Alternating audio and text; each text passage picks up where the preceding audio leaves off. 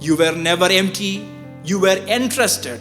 And every unused talent is a broken trust. കർത്താവ് നമ്മെ ഏൽപ്പിച്ചിരിക്കുന്ന കൃപകൾ, കൃപാവരങ്ങൾ, താലന്തുകൾ നാം ഉപയോഗിക്കുന്നില്ലെങ്കിൽ നാം അവൻ്റെ ഹൃദയത്തെ വേദനിപ്പിക്കുന്നതാണെന്നുള്ള കാര്യം നാം തിരിച്ചറിയണം. എന്തിനു വേണ്ടി നാം കർത്താവിനെ സെർവ് ചെയ്യുന്നു? 1 Corinthians chapter 15 verse 58 കാണുന്നു.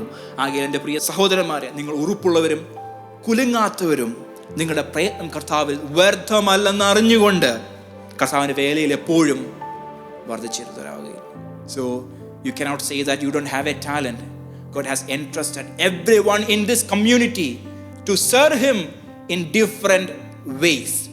And if you're not serving Him in the way that God expected us to serve Him, you are breaking the trust that God has on you.